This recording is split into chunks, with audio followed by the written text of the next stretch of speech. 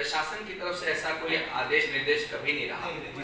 हुआ क्या कि पिछले कुछ समय में, अब तो ये साल 1.5 साल में अब जो आत्महत्या का दर है इस प्रकार के आपस में तय किया था, उसके बाद हरिद्वार के घेरा के बाद एक दौर ऐसा आया कि हरिद्वार में हर 10वें दिन हर हफ्ते एक ना एक आदमी आत्महत्या कर रहा था। तब ये विचार में आया कि सबसे ज्यादा जो आत्महत्या करने वाले लोग हैं वो लोग होते हैं जो सामान्य रूप से वो गंगा स्नान करने के लिए आया धार्मिक व्यक्ति, और उसके बारे में हमारे पास कोई अब जो स्थिति है, मैं खुद भी अपने होटल्स में, मेरे यहाँ मैं सिंगल रूम ऑक्यूपेंट नहीं देता हूँ बिल्कुल भी, लेकिन हम क्या, जिनको हमको चेहरा मोरा दिखता है कि या गाड़ी लेके निकल जाते हैं और अकेले के लिए निकल जाते हैं, वो लोग हॉस्टल्स में भी ठहरते हैं। आप इसी वजह से हॉस्टल्स का और आपका जो ये होम स्टे का कंसेप्ट है वो बहुत बढ़ रहा है। तो उस सूरत में हमें क्या करना चाहिए कि आप उनका फोन नंबर ले लीजिए, शर्त पर दे सकते हैं कि हमारी आप अपने घर में बात करें, आप उनके घर में फोन करिए। ऐसा करते हैं कि उनके घर में बात करते हैं कि ये श्रीमान जी यहाँ और ये यहाँ आए हैं, घर से कोई दिक्कत तो नहीं, ये व्यापार की दृष्टि से आना बता रहे हैं, सब ठीक है ना। इतना पूछने भर से वो तसल्ली हो जाती है। और जिसको कमरा नहीं लेना होता, एक मुझे मेरठ से फोन आया, एक लेडी बहुत ही घबराए हुए फोन की कि साहब मेरे हस्बैंड को बचा लीजिए। वो हरिद्वार गए हैं और कह रहे हैं मैं सुसाइड करूँगा। ये सही है, ज़्यादा टाइम मत लीजिए, आप मुझे उनकी फ़ोटो भेज दीजिए और जिस नंबर से बात हुई वो नंबर दे दीजिए। जिस नंबर से इनको बोला कि साहब मेरे बगल में एक आदमी बैठ गया, मैं तो बस स्टैंड से फिर मेरी गाड़ी आगे गई है, मैं पंजाब की तरफ जा।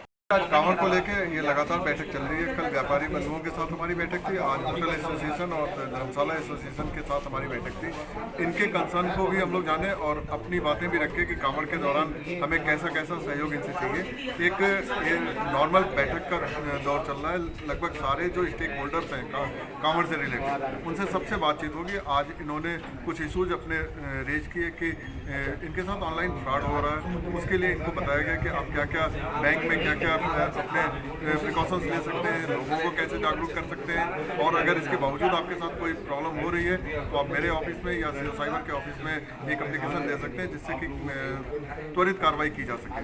आप लोगों के माध्यम से भी जितने भी हमारे यात्रीगण आना चाहते हैं यहाँ पे उनको एक जागरूक भी करना चाहते हैं कि इस तरह के साइबर फ्रॉड से बचने की कोशिश करें। और अगर किसी होटल से आपको कांटेक्ट करना है तो पर्सनली भी उस नंबर पे फ़ोन करके पूछ लें कि हाँ क्या ये सही है कि नहीं।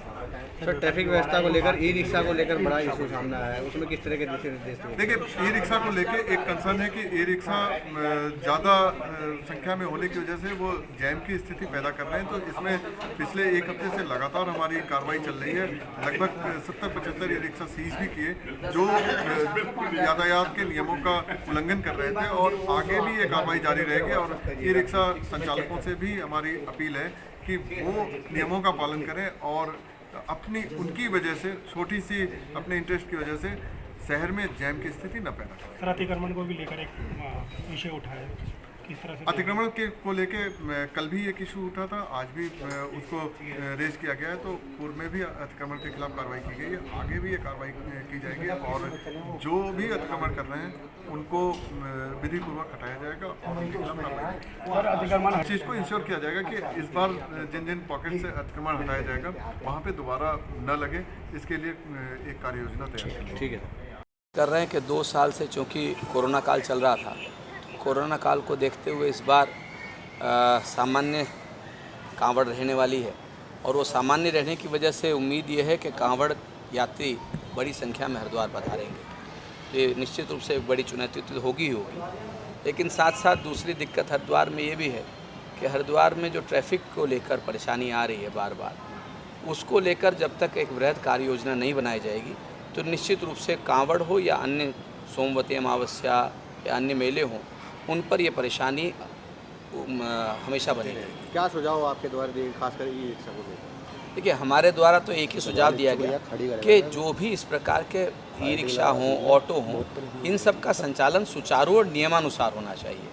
अभी क्या हो रहा है कि सड़क पर देखा जाता है कि एक लाइन से कई सौ ई रिक्शा चल रही होती हैं।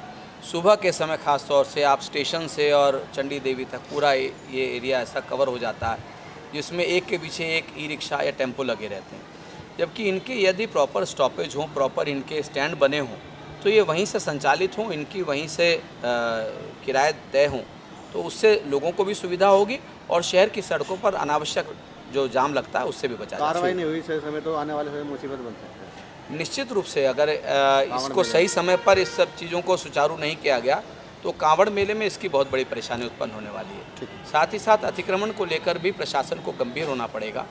हो क्या रहा है कि जिन क्षेत्रों पर हम यात्री को फैलाव कर सकते थे, अब टोटल फोकस जो प्रशासन का अतिक्रमण को लेकर हो रहा है वो शहर के भीतरी क्षेत्रों में हो रहा है, जबकि जो शहर के अंदर एंटर करने वाली जो सड़कें हैं, जो मार्ग हैं, और ख़ासतौर से रोड़ी बेल वाला क्षेत्र जो है, जिसको कि पहले सोमवती अमावस्या के बाद जो जांच आयोग बैठा था उनके द्वारा भी ये स्पष्ट निर्देश किया गया था कि इस क्षेत्र में किसी भी तरीके का कोई भी कार्य न हो और ख़ास तौर से व्यवसायीकरण इस क्षेत्र में न हो।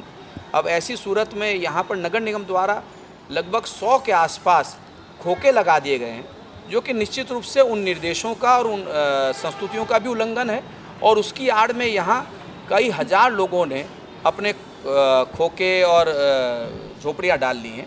ये भविष्य में बहुत बड़ी परेशानी खड़ी होने वाली है। डाउनलोड करें अमर उजाला ऐप और पाएं खबरें लगातार। अगर आप ये वीडियो YouTube पर देख रहे हैं तो हमारे चैनल को सब्सक्राइब करें और बेल आइकन को दबाना ना भूलें। अगर आप Facebook पर ये वीडियो देख रहे हैं तो हमारे पेज को लाइक करें।